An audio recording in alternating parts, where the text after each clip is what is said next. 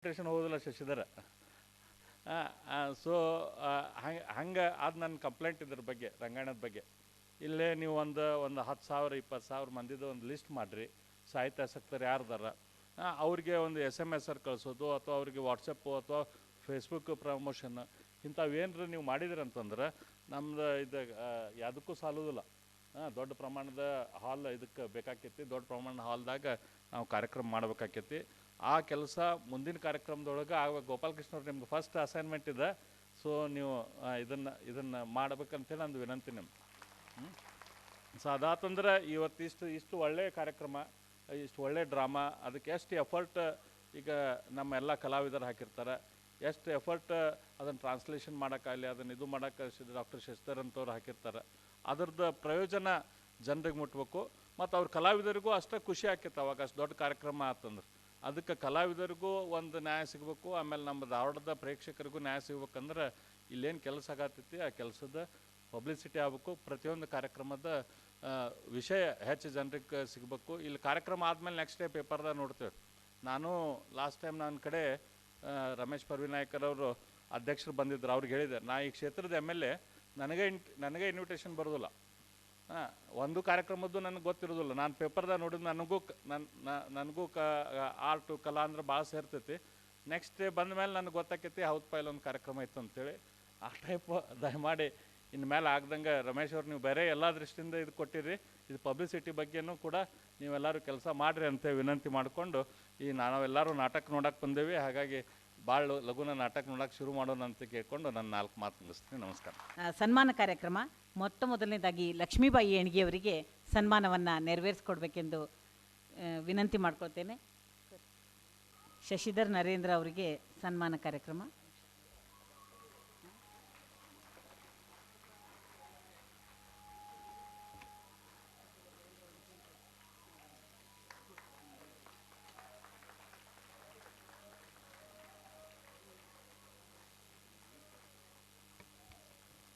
ಈ ನಾಟಕವನ್ನು ನಿರ್ದೇಶನ ಮಾಡಿದಂತಹ ದೂರದ ದೆಹಲಿಯಿಂದ ಧಾರವಾಡಕ್ಕೆ ಬಂದು ಇಲ್ಲಿಯ ಕಲಾವಿದರನ್ನು ಸಜ್ಜುಗೊಳಿಸಿ ಸನ್ಮಾನ ಕಾರ್ಯಕ್ರಮ. ಶಶಿಧರ್ ನರೇಂದ್ರ ಅವರಿಗೆ ಸನ್ಮಾನ.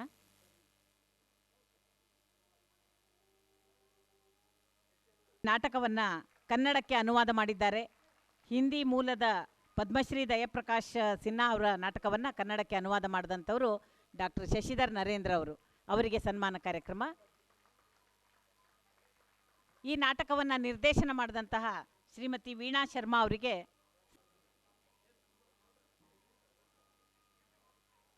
ಸಾಮ್ರಾಟ್ ಅಶೋಕ ನಾಟಕದ ನಿರ್ದೇಶಕರಾದಂತಹ ಶ್ರೀಮತಿ ವೀಣಾ ಶರ್ಮಾ ಅವರಿಗೆ ಸನ್ಮಾನ ಕಾರ್ಯಕ್ರಮ.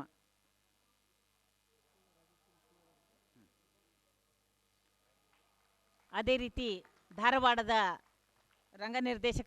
ನಿರ್ದೇಶಕಿಯರಾದಂಥ ಶ್ರೀಮತಿ ರಾಜೇಶ್ವರಿ ಸುಳ್ಳ ಅವರು ವೇದಿಕೆಗೆ ಬರಬೇಕು. ಅವರಿಗೂ ಸಹ ಗೌರವ ಸಮರ್ಪಣೆ.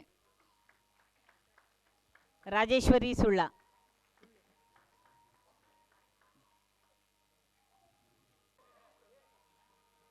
ಅದೇ ರೀತಿಯಾಗಿ ವೇದಿಕೆಯ ಮೇಲೆ ಉಪಸ್ಥಿತರಿರುವಂತಹ ಎಲ್ಲರಿಗೂ ಗೌರವ ಸಮರ್ಪಣೆಯನ್ನು ಅರ್ಪಿಸಬೇಕೆಂದು ನಿರ್ದೇಶಕರಲ್ಲಿ ವಿನಂತಿಸಿಕೊಳ್ತೇನೆ. ವೇದಿಕೆಯ ಮೇಲೆ ಉಪಸ್ಥಿತರಿರುವಂತಹ ಎಲ್ಲ ಗಣ್ಯಮಾನ್ಯರಿಗೂ ಗೌರವ ಸಮರ್ಪಣೆ.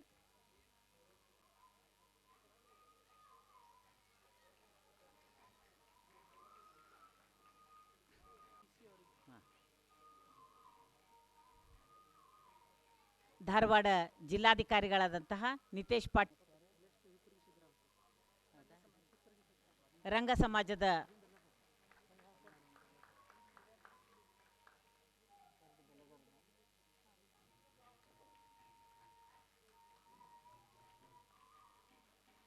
ಸಮಾಜದ ಸದಸ್ಯರಾಗಿರ್ತಕ್ಕಂಥ ಹಿಪ್ಪರಗಿ ಸಿದ್ದರಾಮ ಇವರಿಗೆ ಗೌರವ ಸಮರ್ಪಣೆ.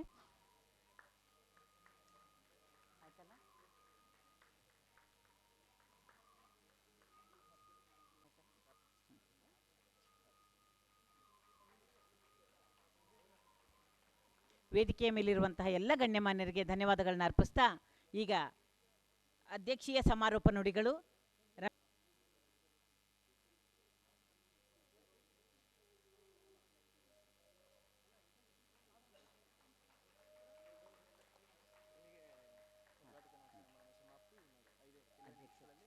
ಧಾರವಾಡ ರಂಗಾಯಣ ಮೊದಲ ನಿರ್ದೇಶಕರು ನಟರಾಜ್ ಏನಿಗೆ ಅವರು. ಅದಾದಮೇಲೆ ಹಲವು ನಿರ್ದೇಶಕರು ಸುಭಾಷ್ ನರೇಂದ್ರ ಅವರು, ಆಗ ಹಲವು ನಿರ್ದೇಶಕರು ಒಳ್ಳೊಳ್ಳೆ ಕೆಲಸಗಳನ್ನು ಮಾಡ್ಕೊಂಡು ಬಂದರು. ನಾನು ಹೋದು ಜನವರಿಯಲ್ಲಿ 6ನೇ ತಾರೀಕಿಗೆ ಚಾರ್ಜ್ ತೊಗೊಂಡಾಗ ನಮ್ಮ ಸರ್ಕಾರದ ಒಂದು ಏನು ಆದೇಶ ಆಯಿತು, ಆಮೇಲೆ ಬಂದು ಇಲ್ಲಿ ಚಾರ್ಜ್ ತೊಗೊಂಡಾದಾಗ ನನಗೆ ಭಯ ಇತ್ತು. ಧಾರವಾಡ ಬಹಳ ದೊಡ್ಡ ರಂಗಕರ್ಮಿಗಳು, ಸಾಹಿತಿಗಳಿದ್ದಾರೆ, ಅಲ್ಲಿ ಹೋಗಿ ಹೇಗೆ ಕೆಲಸ ಮಾಡೋದು ಅಂತ ಒಂದು ಭಯ ಇತ್ತು. ನಮ್ಮ ಪಕ್ಷದ ಹಿರಿಯರ ಜೊತೆಗೂ ಕೊಪ್ಪಿಸ್ಕೊಂಡಿದ್ದೆ ನಾನು, ಯಾಕೆ ಇದನ್ನಂತೇಳಿ. ಆಗ ನಾನು ಬಂದು ಇಲ್ಲಿ 7 ಜಿಲ್ಲೆ ಪ್ರವಾಸ ಮಾಡಿ ಇಲ್ಲಿ ರಂಗಕರ್ಮಿಗಳನ್ನೆಲ್ಲ ನಾವು ಭೇಟಿಯಾದಾಗ ಬಾಳನ ಶ್ರೀಗಳಿರ್ಬೋದು, ಕೆ ಎಚ್ ನಾಯಕರು, ವಿಠ್ಠಲ್ ಕೊಪ್ಪದವರು, ನಮ್ಮ ಎಲ್ಲ ಇಳ್ಗೇರವ್ರು ಇರ್ಬೋದು, ದೊಡ್ಡಮಣಿಯವರು, ಕೆ ಎಚ್ ನಾಯಕರವರು, ಹೀಗೆ ಹಲವು ಎಲ್ಲ ಹಿರಿಯರ ಮನೆಗೆ ಹೋಗಿ ಭೇಟಿಯಾದಾಗ ನಾವು ನಿಮ್ಮ ಜೊತೆಗಿದ್ದೀವಿ, ನೀವು ಮುಂದುವರಿಯಿರಿ ಅಂತ ಹೇಳಿದರು. ಹಾಗೆ ನಾವು ಒಂದಷ್ಟು ಸಲಹೆಗಳನ್ನು ಕೊಟ್ಟಿದ್ದರು. ರಂಗಾಯಣ ಕ್ಯಾಂಪಸ್ಗಳು ಹೀಗಿರಬೇಕು, ಯಾಕಂದರೆ ನಮ್ಮ ಆವರಣದಲ್ಲಿ ಬಂದಾಗ ಒಂದು ಒಳ್ಳೆಯ ಒಂದು ರಂಗಭೂಮಿಯ ಕ್ಷೇತ್ರಕ್ಕೆ ಒಂದು ಲೋಕಕ್ಕೆ ಕರ್ಕೊಂಡು ಹೋಗುವಂಥ ಒಂದು ವಾತಾವರಣ ನಿರ್ಮಾಣ ಆಗಬೇಕಂತ ಹೇಳಿದಾಗ ಮೊನ್ನೆ ನಮ್ಮ ಸಿ ಟಿ ರವಿಯವರು ಸಚಿವರಿದ್ದರು. ಅವ್ರು ಕೇಳ್ಕೊಂಡಾಗ ನಮ್ಮ ರಂಗಾಯಣಕ್ಕೆ ನಾವು ಕೇಳಿದ್ದು ಯಾವುದ್ಯಾವುದು ಡೆವಲಪ್ಮೆಂಟ್ ವರ್ಕ್ ಇದೆ ಅದನ್ನೆಲ್ಲ ನಮಗೆ ಮಾಡಿಕೊಟ್ರು. ಹಾಗೆ ನಮ್ಮ ಧಾರವಾಡದ ಇವತ್ತು ಇನ್ನೇನು ಜನಪ್ರಿಯ ಶಾಸಕರಂಥ ಬೆಲ್ಲದ ಸಾಹೇಬರು ಸಾಕಷ್ಟು ನಮಗೆ ಒಂದಷ್ಟು ಸಲಹೆಗಳನ್ನು ಕೊಟ್ಟರು. ಅವ್ರು ಏನು ಮಾತಾಡಿದರು ಅದನ್ನು ಖಂಡಿತ ನಾವು ಮುಂದಿನ ದಿನದಲ್ಲಿ ಸೋಷಿಯಲ್ ಮೀಡಿಯಾ ಅದನ್ನು ಒಬ್ಬರನ್ನ ನೇಮಿಸಿ ಒಂದು ಸೋಷಿಯಲ್ ಮೀಡಿಯಾ ಮುಖಾಂತರ ಧಾರವಾಡದ ಈ ರಂಗಾಯಣ 7 ಜಿಲ್ಲೆಯಲ್ಲ ಎಲ್ಲ ರಂಗ ಆಸಕ್ತರಿಗೆ ಪರಿಚಯಿಸುವಂಥದ್ದು ಮತ್ತು ಎಲ್ಲ ಕಾರ್ಯಕ್ರಮಗಳನ್ನು ಮನೆ ಮನೆಗೆ ಮುಟ್ಟುವಂಥ ಒಂದು ಕಾರ್ಯಕ್ರಮಗಳನ್ನ ನಾವು ಆಡಳಿತಾಧಿಕಾರಿಗಳನ್ನ ನಾವು ಮಾತಾಡ್ಕೊಂಡಿದ್ದೀವಿ.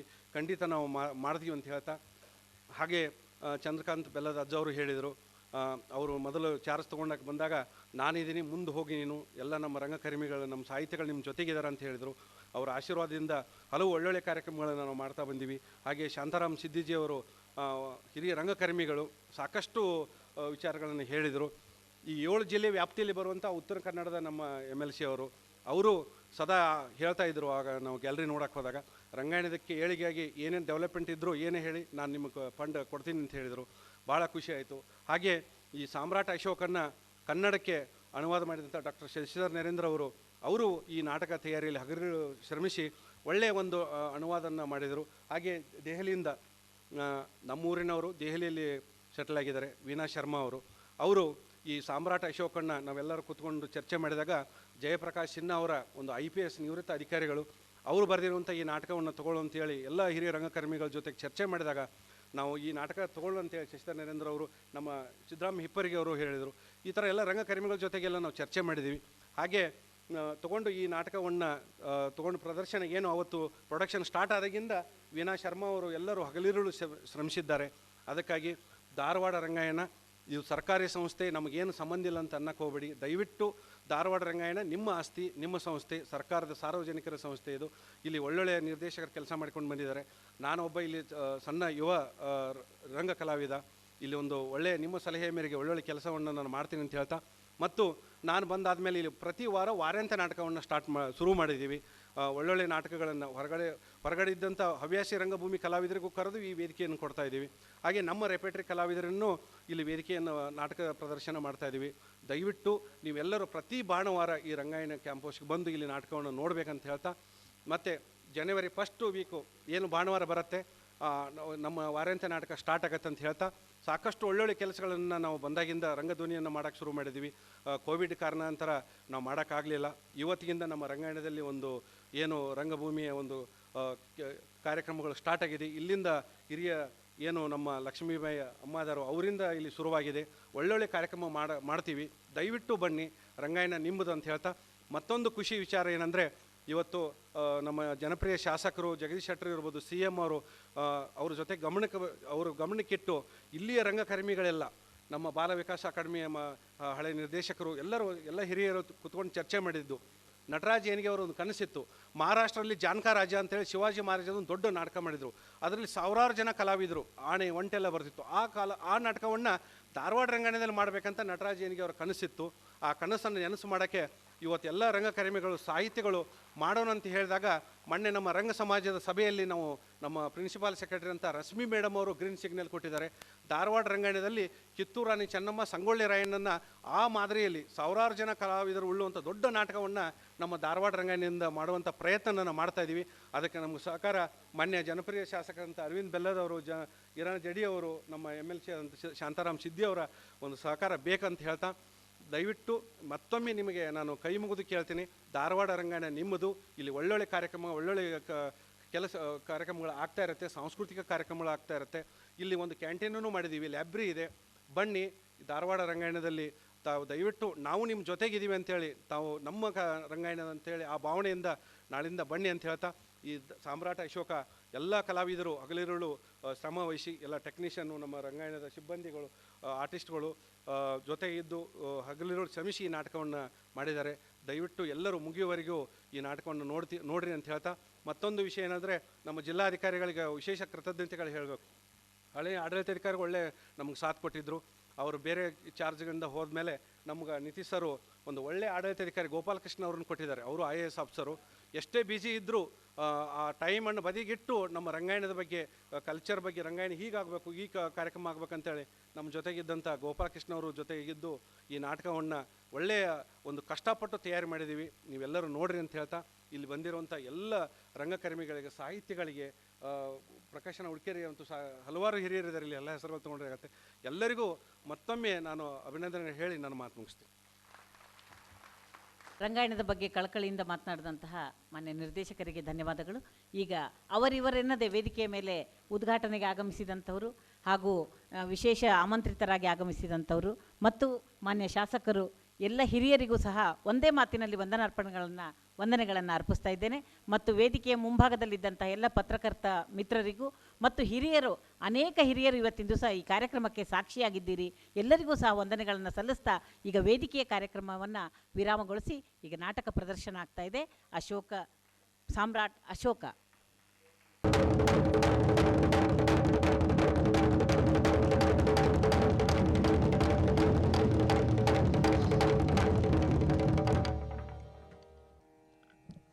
ಎಲ್ಲರಿಗೂ ನಮಸ್ಕಾರ. ಧಾರವಾಡ ರಂಗಾಯಣಕ್ಕೆ ತಮಗೆಲ್ಲ ಸ್ವಾಗತ. ಧಾರವಾಡ ರಂಗಾಯಣದ ರೆಪರ್ಟರಿ ಕಲಾವಿದರು ಪ್ರಸ್ತುತಪಡಿಸುವ ಇಂದಿನ ನಾಟಕ ಸಾಮ್ರಾಟ್ ಅಶೋಕ. ವಿನ್ಯಾಸ ಮತ್ತು ನಿರ್ದೇಶನ ವೀಣಾ ಶರ್ಮಾ, ನವದೆಹಲಿ. ಸದ್ಯದ ಪ್ರೇಕ್ಷಕರಲ್ಲಿ ಸವಿನಯ ವಿಜ್ಞಾಪನೆ: ನಾಟಕಕ್ಕೆ ಹಾಗೂ ಕಲಾವಿದರ ಏಕಾಗ್ರತೆಗೆ ತೊಂದರೆಯಾಗದಂತೆ ದಯವಿಟ್ಟು ತಮ್ಮ ಮೊಬೈಲ್ ಫೋನ್ಗಳನ್ನು ಸ್ವಿಚ್ ಆಫ್ ಮಾಡಿ ಅಥವಾ ಸೈಲೆಂಟ್ ಮೋಡ್ನಲ್ಲಿಡಿ. ಫ್ಲಾಶ್ ಹಾಕಿ ಫೋಟೋ ತೆಗೆಯುವುದು ಮತ್ತು ವಿಡಿಯೋ ಚಿತ್ರೀಕರಣವನ್ನು ಕಡ್ಡಾಯವಾಗಿ ನಿಷೇಧಿಸಲಾಗಿದೆ. ಮತ್ತೊಮ್ಮೆ ತಮ್ಮ ಗಮನಕ್ಕೆ, ದಯವಿಟ್ಟು ತಮ್ಮ ಮೊಬೈಲ್ ಫೋನ್ಗಳನ್ನು ಸ್ವಿಚ್ ಆಫ್ ಮಾಡಿ ಫ್ಲಾಶ್ ಹಾಕಿ ಫೋಟೋ ತೆಗೆಯುವುದು ಮತ್ತು ವಿಡಿಯೋ ಚಿತ್ರೀಕರಣವನ್ನು ಕಡ್ಡಾಯವಾಗಿ ನಿಷೇಧಿಸಲಾಗಿದೆ. ನಾಟಕದ ಅವಧಿ ಸರಿಯಾಗಿ 7 ಗಂಟೆ 10 ನಿಮಿಷ. ಈಗ ನಿಮ್ಮ ಮುಂದೆ ಧಾರವಾಡ ರಂಗಾಯಣದ ರೆಪರ್ಟರಿ ಕಲಾವಿದರು ಪ್ರಸ್ತುತಪಡಿಸುವ ನಾಟಕ ಸಾಮ್ರಾಟ್ ಅಶೋಕ.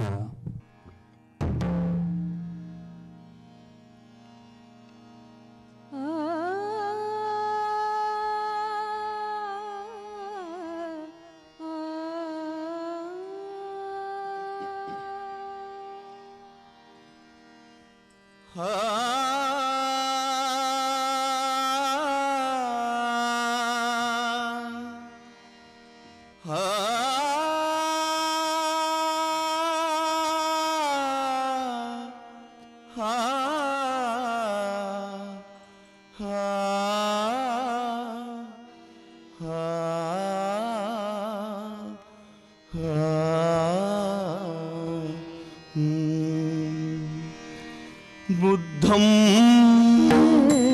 शरणं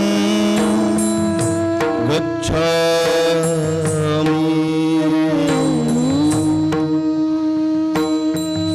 धम्मं शरणं गच्छामि,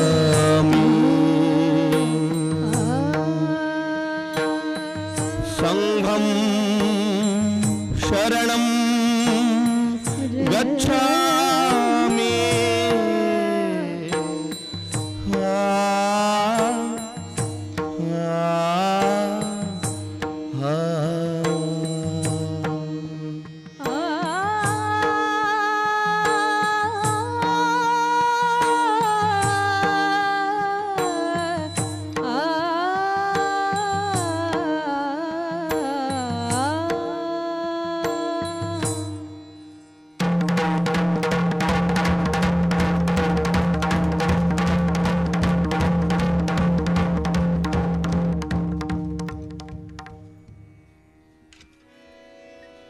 ತಂದಾರೇನಾ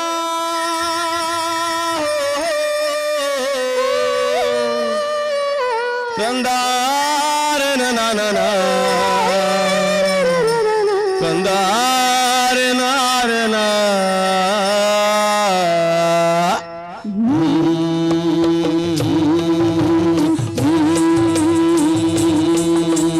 बुद्धं शरणं गच्छामि धम्मं शरणं गच्छामि संघं शरणं गच्छामि बुद्धं शरणं गच्छामि धम्मं शरणं गच्छामि ना ना ना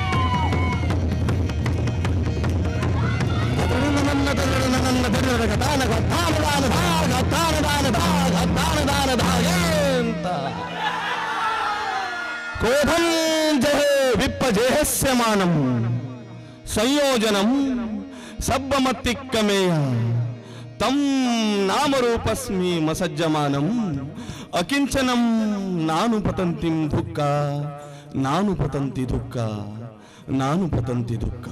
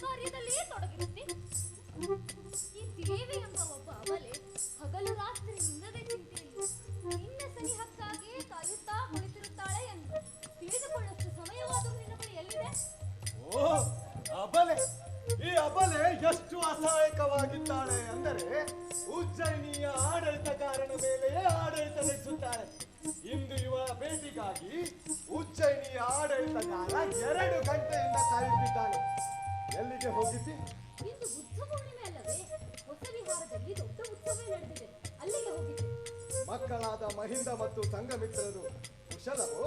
ಹೌದು ಅಯ್ಯ, ಅವರು ಎಲ್ಲಾ ರೀತಿಯಿಂದಲೂ ಕುಶಲರಾಗಿದ್ದಾರೆ. ಅವರೊಂದಿಗೆ ಅಕ್ಕನಕ್ಕೂ ಇದ್ದಾರೆ. ನೀನು ಮಕ್ಕಳ ಬಗೆಗೆ ತುಂಬಾ ಕಾಳಜಿ ಮಾಡುತ್ತೀಯ. ಮತ್ತೆ ನಾವು ಅವರ ತಂದೆಯಲ್ಲವೇ? ನಿನಗೊಂದು ಶುಭ ಸಮಾಚಾರ. ಶುಭ ಸಮಾಚಾರ? ಇಂದು ಎಲ್ಲವೂ ಶುಭವೇ ಆಗುತ್ತಿರುವಂತಿದೆ. ಏಕೆಂದರೆ ಇಂದು ಬುದ್ಧ ಪೂರ್ಣಿಮೆ ಶುಭ ದಿನವಲ್ಲವೇ? ಮಹಾಮಂತ್ರಿ ರಾಧಾ ಗುಪ್ತರು ನಮಗೊಂದು ಪತ್ರ ಬರೆದಿದ್ದಾರೆ. ಅಶೋಕ, ಶುಭ ಸಮಾಚಾರವನ್ನು ನಂತರ ಕೇಳುವೆ. ಮೊದಲು ತಥಾಗತನ ಪಾದಕ್ಕೆ ಆಶೀರ್ವಾದ ಪಡೆ.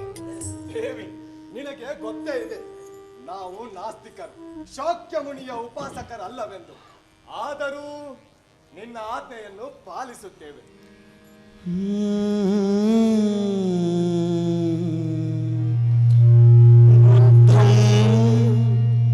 ಶರಣಂ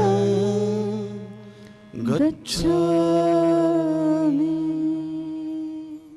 ಈಗ ಹೇಳು, ಏನದು ಶುಭ ಸಮಾಚಾರ? ತಂದೆ ಮಹಾರಾಜರು ರೋಗಗ್ರಸ್ತರಾಗಿದ್ದಾರಂತೆ. ಅವರ ಪರಿಸ್ಥಿತಿ ಗಂಭೀರವಾಗಿದೆಯಂತೆ. ಹಾಗಾಗಿ ವೈದ್ಯರೆಲ್ಲ ಕೈ ಚೆಲ್ಲಿದ್ದಾರಂತೆ. ಏನು, ತಂದೆ ಮಹಾರಾಜರು ರೋಗಗ್ರಸ್ತರಾಗಿದ್ದಾರೆಯೇ? ಹೌದು ದೇವಿ, ಅವರ ಅಂತಿಮ ಕ್ಷಣಗಳು ಸಮೀಪಿಸುತ್ತಿವೆ ಅಂತೆ. ಇದು ನಿನಗೆ ಶುಭ ಸಮಾಚಾರವೇ? ಅಂದರೆ ನನ್ನ ಮಾತಿನ ತಾತ್ಪರ್ಯ ಅದಲ್ಲ. ಹಾಗಾದ್ರೆ ನನ್ನ ಮಾತಿನ ತಾತ್ಪರ್ಯವೇನು? ನೀನೇ ಹೇಳಿದ ಶುಭ ಸಮಾಚಾರವಿದೆ ಎಂದು, ತಂದೆ ಅವರ ಅಂತ್ಯಕಾಲ ಸಮೀಪಿಸಿದೆ ಎಂದು. ಸುಮ್ಮನೆ ನನ್ನ ಮಾತನ್ನು ಅನರ್ಥ ತಿಳಿದುಕೊಳ್ಳಬೇಡ. ನಾನು ಇನ್ನೇನನ್ನು ಹೇಳಲು ಹೊರಟಿದ್ದೆ. ಅಷ್ಟಕ್ಕೂ ತಂದೆ ಮಹಾರಾಜರು ರೋಗಗ್ರಸ್ತರಾಗಿರುವುದು ನಮಗೇನು ಶುಭ ಸಮಾಚಾರವೇನಲ್ಲ. ಹಾಗಿದ್ದರೆ ಶುಭ ಸಮಾಚಾರ ಯಾವುದು? ಮಹಾಮಂತ್ರಿ ರಾಧಾಗುಪ್ತರು ನಮಗೆ ಪಾಟಲಿಪುತ್ರಕ್ಕೆ ಕರೆದಿದ್ದಾರೆ. ಯಾಕಂತೆ? ಯಾಕೆಂದರೆ ತಂದೆ ಮಹಾರಾಜರ ನಂತರ ನಾನು ಈ ಮಗದ ಸಿಂಹಾಸನದ ಮೇಲೆ ಕೂಡಬೇಕೆಂಬುದು ಅವರ ಅಪೇಕ್ಷೆ. ಯಾಕೆ? ನೀನೇ ಯಾಕಂತೆ? ಯಾಕೆಂದರೆ ಇದು ಮಹಾಮಂತ್ರಿ ಅವರ ಇಚ್ಛೆ, ಸೇನಾಪತಿ ಅವರ ಅಭಿಪ್ರಾಯವೂ ಕೂಡ ಇದೇ ಆಗಿದೆ. ಆದರೆ ಅಶೋಕ, ಮಗದ ಸಿಂಹಾಸನದ ಮೊದಲ ಅಧಿಕಾರ ನಿನ್ನ ಅಣ್ಣನದಲ್ಲವೇ? ಅಣ್ಣ ಸುಸೀಮ, ನಿನಗೆ ಅವನ ಬಗ್ಗೆ ಏನು ಗೊತ್ತಿದೆ? ಇಲ್ಲ, ನನಗೇನು ಗೊತ್ತಿಲ್ಲ. ಅವನು ತಂದೆ ಮಹಾರಾಜರ ಅಚ್ಚುಮೆಚ್ಚಿನ ಪ್ರೀತಿಯ ಮಗ, ಮುದ್ದು ಬಬುವ. ಹಾಗೆಂದು ಅವನು ರಾಜನಾಗಲಿಕ್ಕೆ ಯೋಗ್ಯನಲ್ಲ, ಅಸಾಮರ್ಥನು. ಹಾಗೆಂದು ಹೇಳುವವರಾರು? ಎಲ್ಲರೂ ಹೇಳುತ್ತಾರೆ, ನಾನು ಹೇಳುತ್ತಿದ್ದೇನೆ. ನಿನ್ನ ಹೊರತು ಉಳಿದವರಾರು ಹೇಳುತ್ತಾರೆ? ಮಹಾಮಂತ್ರಿ ರಾಧಾಗುಪ್ತರೇ ಹೇಳುತ್ತಾರೆ. ಸುಸೀಮಾ ಕವಿತೆ ಬರೆಯುತ್ತಾನಂತೆ, ದೇವಾಲಯಗಳಲ್ಲಿ ಹಾಡು ಹೇಳುತ್ತಾನಂತೆ, ವೀಣೆ ಬಾರಿಸುತ್ತಾನಂತೆ. ಹಾಗಾಗಿ ಅವನು ರಾಜನಾಗಲು ಯೋಗ್ಯನಲ್ಲ ಎನ್ನುತ್ತಾರೆ. ಹಾಗಾದರೆ ಇದಕ್ಕೆ ಮಹಾರಾಜರೇನೆನ್ನುತ್ತಾರೆ? ಅವರಿಗೂ ಅವನ ಅಯೋಗ್ಯತೆ ಹಾಗೂ ಅಸಾಮರ್ಥ್ಯದ ಬಗೆಗೆ ಗೊತ್ತಿದೆ. ಇದು ನಿನಗೆ ಹೇಗೆ ಗೊತ್ತಾಯ್ತು? ಹಾಗೆಂದು ಮಹಾರಾಜರೇ ನಿನಗೆ ತಿಳಿಸಿದರೇನು? ಇಲ್ಲ, ಅವರೇನು ನನಗೆ ಹೇಳಿಲ್ಲ. ಆದರೆ ತಮ್ಮ ಮುದ್ದು ಮಗನ ಪ್ರಕೃತಿ ವಾಸ್ತವದ ಬಗೆಗೆ ಅವರಿಗೆ ಅರಿವಿದೆ ಎಂಬುದು ನನಗೆ ಚೆನ್ನಾಗಿ ಗೊತ್ತು. ಇದು ನಿನ್ನ ಭ್ರಮೆಯಾಗಿರ್ಲಿಕ್ಕೂ ಸಾಧ್ಯವಿದೆ ಅಲ್ಲವೇ?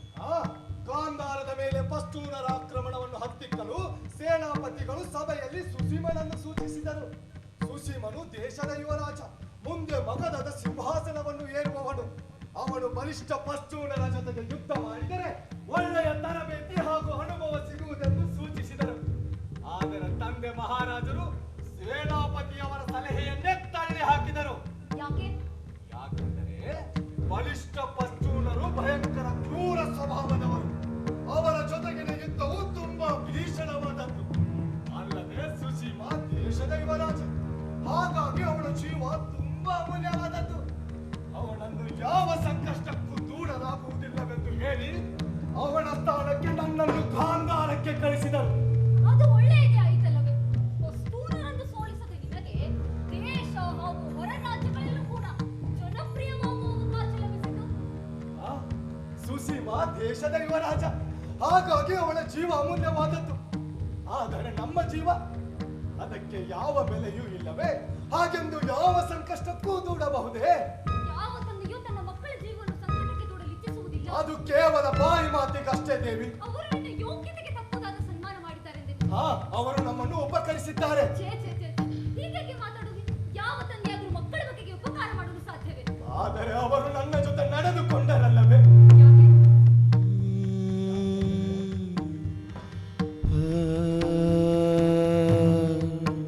ಯಾಕೆಂದರೆ ನಾವು ಕುರುಪಿಯಾಗಿದ್ದೇವೆ. ನಮ್ಮ ಮುಖದ ಮೇಲೆ ಈ ಕಪ್ಪು ಕಲೆ ಇದೆ. ಆದರೆ ಆ ಸುಸೀಮಾ ಸುಂದರವಾಗಿದ್ದಾನೆ, ನೋಡಲು ಚೆನ್ನಾಗಿದ್ದಾನೆ. ಹಾಗಾಗಿ ಅವರು ಅವನನ್ನೇ ಇಷ್ಟಪಡುತ್ತಾರೆ. ಛೇ, ಕೇವಲ ಇದು ನಿನ್ನ ಭ್ರಮೆಯಾಗಿದೆ ಅಶೋಕ. ನಮ್ಮ ತಂದೆ ಬಗ್ಗೆ ನೀನು ನನಗಿಂತ ಚೆನ್ನಾಗಿ ಬಲ್ಲೆಯಾ? ನೋಡು ಅಶೋಕ, ನಾನು ಕೇವಲ ನ್ಯಾಯ ಹಾಗೂ ಪರಂಪರೆಯ ಮಾತುಗಳನ್ನಾಡುತ್ತೇನೆ. ಯಾಕೆಂದರೆ ಯಾವಾಗಲೂ ರೂಢಿಯಲ್ಲಿರುವುದೇನೆಂದರೆ ಎಲ್ಲರಿಗಿಂತ ಹಿರಿಯವನೇ ಸಿಂಹಾಸನದ ಉತ್ತರಾಧಿಕಾರಿಯಾಗ. ನಾನು ಈ ವಿಷಯದ ಬಗ್ಗೆ ವಾದ ಮಾಡ ಬಯಸುವುದಿಲ್ಲ. ನಾನು ಹೇಳುವುದಿಷ್ಟೇ, ನಾವು ಪಾಟಲಿಪುತ್ರಕ್ಕೆ ಹೊರಡುತ್ತಿದ್ದೇವೆ, ನೀನು ನಮ್ಮ ಜೊತೆಗೆ ಬರುತ್ತೀಯಾ ಅಷ್ಟೇ.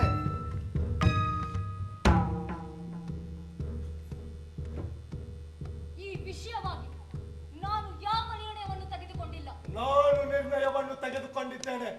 ಎಲ್ಲ ಸಿದ್ಧತೆ ಮಾಡಿಕೊ. ಒಂದು ವೇಳೆ ನಾನು ನಿನ್ನ ನಿರ್ಣಯವನ್ನು ಮನ್ನಿಸದಿದ್ದರೆ? ಮನ್ನಿಸಲೇಬೇಕು ದೇವಿ. ದೇವಿ, ನೀನು ನಮ್ಮ ಜೊತೆಗೆ ಪಾಟಲಿಪುತ್ರಕ್ಕೆ ಬರಬೇಕೆಂದು ನಾವು ಬಯಸುತ್ತೇವೆ. ನಾನು ಹೊರಡುವುದಿಲ್ಲ. ದೇವಿ ದೇವಿ ದೇವಿ, ನೀನು ನಮ್ಮ ಅಕ್ಕ